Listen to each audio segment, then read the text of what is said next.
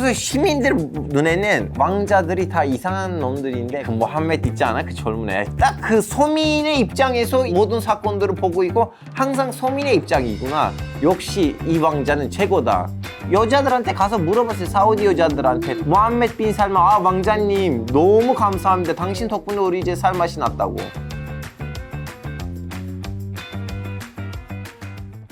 아파트 경제 스파 시작하겠습니다. 자, 오늘은 개인적으로 참 기대가 많았던 방송인데요. 저희 방송에서 늘 뭐 주식, 부동산 이런 얘기를 하다가 오늘은 조금 더 세계관을 확장하는 그런 주제로 이야기를 나눠볼까 하는데, 그래서 오늘의 특급 게스트 먼저 소개해드리겠습니다. 튀르키예 출신 한국인 신하 씨 알파고 기자입니다. 안녕하세요. 안녕하세요. 네, 반갑습니다. 이미 뭐 알파고 기자님 출연하신 방송도 워낙 많고 네. 유명하신데요. 그래도 잘 모르고 계신 분들 계시니까요. 본인 소개 좀 해주세요. 아, 저 원래 네. 2004년에 한국에 공대 다니려고 왔다가 네. 다음에 뭐 이런저런 일들이 생겨서 정치외교학과로 넘어가서 네. 정치외교학과에서 석사까지 네. 했고 다음에 이제 튀르키예에 있는 언론사에 한국 특파원으로 활동했다가 그 언론사가 없어져가지고 제가 잠시 좀 약간 방송국 예능 쪽에서 사람들을 좀 네. 약간 미소를 짓게끔 만들다가 다시 본업으로 공백한 상황이에요. 지금 프리랜서 기자라고 생각하시면 돼요. 네, 그 비정상회담에도 출연하셨었죠. 이제 비정사장 계기가 돼가지고 아. 다양한 예능, 네. 대한 외국인이라든가 소사이어티 게임이라든가 등등등. 그리고 제가 이력을 좀 봤는데 방송에 원래 좀 재능이 많으셨던 것 같아요. 좀 코미디언 생활하셨다 이런 얘기 있던데. 예, 이제 진짜 저는 네. 얘기했잖아요. 그 기자였다가 갑자기 네, 네. 잘렸다. 네. 그 사이에는 스탠드업 코미디에 도전했는데 스탠드업 코미디 좀 불려가지고 네. 개그 콘서트까지 진출해서 지금도 공연하고 있어요. 아, 그래요? 이번 주도 공연 한 2개 정도 했어요. 네, 정말 다재다능하신 분인 것 같은데. 아, 그거는 생계가 너무 아. 문제라서 네, 한국어는 어떻게 배우셨어요? 그냥 너무 뭐 잘하시는데요? 어학당 다녔어요. 얼마나 공부하신 거예요? 아직도 공부 중이에요. 중간중간 모르는 단어가 나와요. 예를 들면 오늘도 네. 이제 PD님이 네. 뭐였지?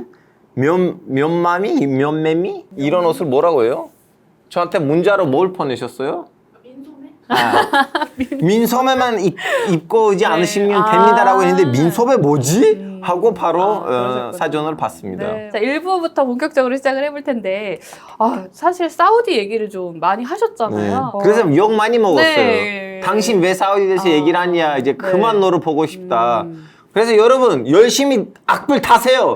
악플 많으면 이분들 저를 안 부를 겁니다. 편집에서 날리지 마세요. 그래도 여쭤봐야죠. 사우디 하면은 사실은 뭐 저는 오일머니 이런 네. 게 떠오르지만 요즘에는 그 빈살만 왕세자가 네. 굉장히 막 한국에도 오고 그래서 유명하잖아요. 네. 한국에서도. 근데 제 입장에서는 그냥 돈 많은 젊은이지만 네. 또 왕자님이시고 네. 한편으로는 좀 냉혹하다 이런 얘기도 들리더라고요. 네. 어떻게 평가하시나요? 혹시 뭐 개인적으로 만나보시진 않았어요? 뭐 물론 네. 저는 네. 쿠베이트 왕자랑 만난 적이 있는데 사우디 왕자는 네. 아직이요. 네. 사실은 이런 거예요. 근데 지금 사람을 평가했을 때는 일단은 그 사람이 이게 죽어서 한 20년 지나가야지 제대로 된 평가를 네. 할 수가 있거든요. 그래서 지금은 우리는 모하메드 빈 살만에 대해서 평가를 할 수가 없다고 봐요. 살아있으니까. 왜냐하면 아직 살아있고 정권이 끝나지 않았고 정권을 이제 마무리 시킨 것인지 아니면 정권에서 물러난 네네. 것인지 모르니까 평가를 어떻게 해야 되는지 모르겠지만 네. 근데 이걸 하기 전에 일단 우리는 이 사람의 프로필을 봐야 돼요. 프로필이요. 일단 이 사람이 어쩌다가 그 자리에 올라갔는지를 우리가 알아야 되거든요. 너무 편하게 그 자리가 그 사람한테 내려온 거 아니에요. 앞에 있는 사건들이 있거든요. 그래서 일단 우리는 이분의 아빠를 봐야 돼요. 아빠는 살만 빈 압둘 아지즈예요. 네네네. 살만 왕자가 지금 국왕이긴 한데 살만 왕자는 이제 리야드 도지사였어요.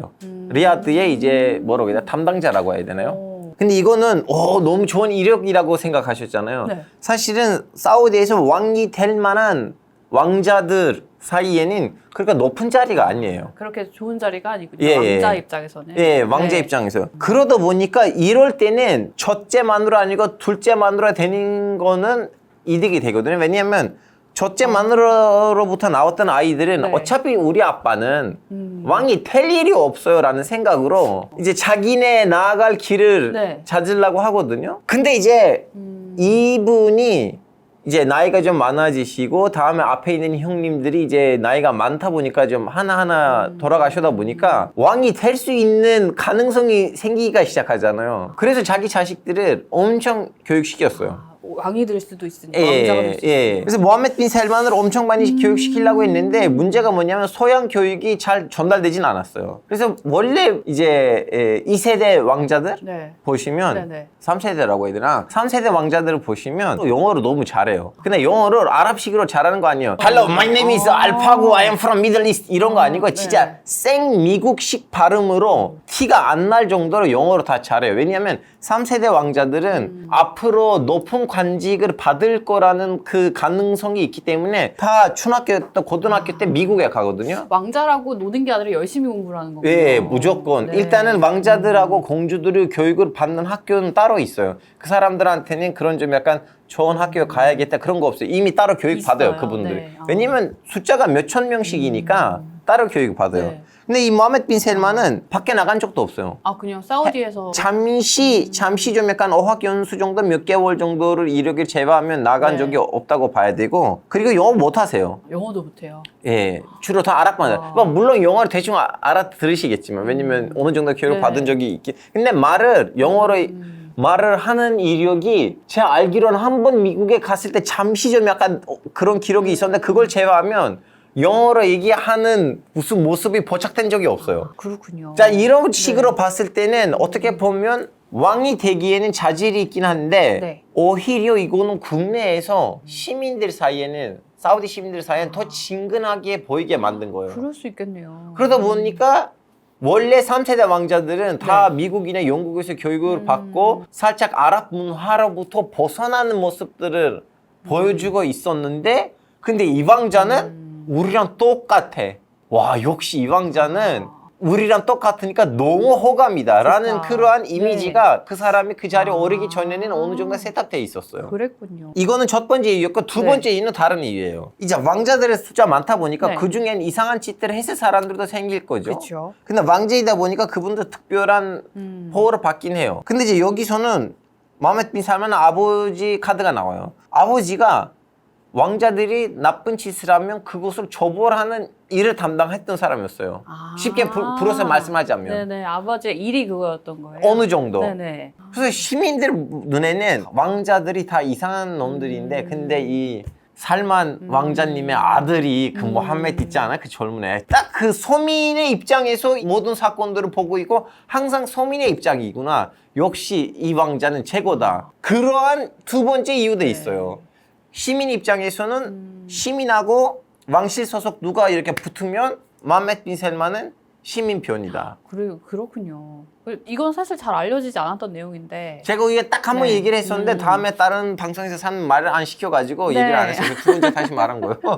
그러니까 결론적으로는 뭐 냉혹한 권력자라는 시선이 사우디 안에는 별로 없겠네요. 오히려 서민들의 마음을 잘 알아준다. 뭐 이건 이제 왜 나왔을까요? 이 말은 그러면? 왜냐면 2017년에 네. 어마어마한 사건들이 잇따라 일어났습니다. 그런 사건들. 일단은 사우디 네. 사람들은 알아요. 대충 그 사건들을. 이제 그 사건들 무슨 사건이냐면 모하메드 빈 살만이 국방부 장관으로 임명됐거든요. 이제 아버지가 네. 왕이 되고 난 다음에 원래 리야드 도지사였잖아요. 네, 네. 아버지가 리야드 도지사였을 때 다음 왕이 될 사람은 국방부 장관이었어요. 자기 형. 근데 형이 죽었어요. 형이 타이밍에, 죽으니까 네. 물론 또 다른 형이 있었는데 그 사람도 죽어서 본인이 네. 국방부 장관을 오르게 됐어요. 국방부 장관을 오르게 됐던 이유가 뭐냐면 왕이 죽으면 본인이 네. 왕이 되겠다는 그런 의미인데 그때 갑자기 모하메드 빈 살만한테 길이 열렸어요. 2017년 6월 네. 21일에는 왕세자 돼요.